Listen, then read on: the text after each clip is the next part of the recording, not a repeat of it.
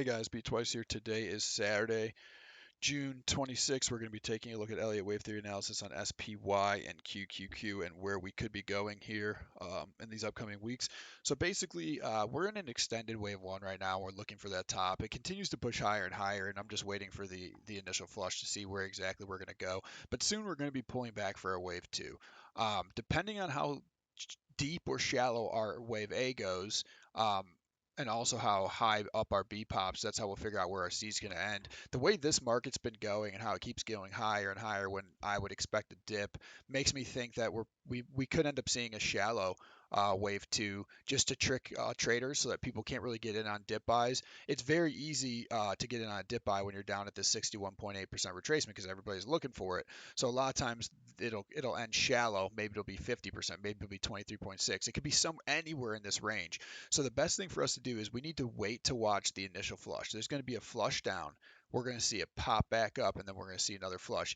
We need to see the flush down and the pop back up to know where our target's going to be to get in on the second flush. And sometimes it can all happen in one day. You know, if you drop a percent and then you go back up half that percent, and then you drop another percent, and all in all, the whole day was, a percent and a half down. Well, that could be your entire correction, right? Because you pop back up in midday. So we need to watch that, and hopefully we'll see a clear 535, and we'll be able to get our entry.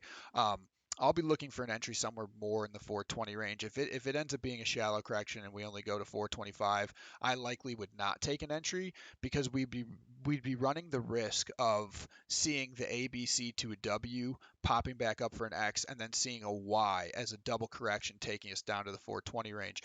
And if you're trading options and you get in too early and it's going to be a double correction, you're going to get blown out. So with that being said, I like this 420 range for me to make an entry. If we don't get all the way there, I don't know if I'll be trading this name just because I do think there's better setups right now across other stocks that have less risk based upon wave theory itself. So either way, we will be seeing a three wave move down to the downside.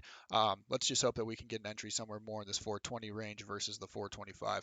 Either way, we're still going to be heading somewhere into this 440. It's just a matter of when are we going to be popping up there, and if we end up going into a double correction, that could lose a whole week as this gets stretched on, maybe even two. And at that point in time, depending on your position, you could have already lost. So let's take a look at QQQ.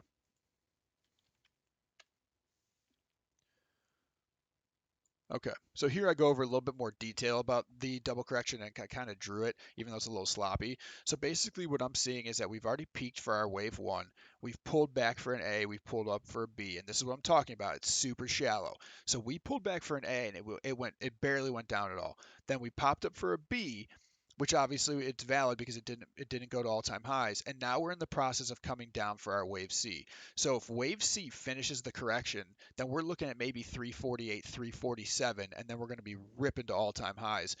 We're still going to be looking somewhere in this 360 range, 356, 360, somewhere in here is going to be our price target. But either way, if we only go down for a zigzag ABC, we might bottom right around this 347 range and then rip higher, or we could pop up so this could be a W. We could pop up for an X, and then we'd go lower for our Y, and that would take us down to this 345, 343 range. So I'll be waiting for an entry. I'd like to see it get somewhere down here by this, less than 345. I really don't want to get in at 348. Only lose $1.50 from here when it seems like it's been green day after green day. Even with Amazon pulling back significantly, and it looked like Apple and a few other names were pulling back in the Nasdaq. It's still staying relatively flat, if not green. So, with that being said, we could just be looking at this shallow pullback, and we could be seeing this 360 range sooner than later. But I won't be taking a trade unless we can get it to a lower point closer to the 61.8 for less risk. So, if you guys like these videos, go ahead and hit like and subscribe.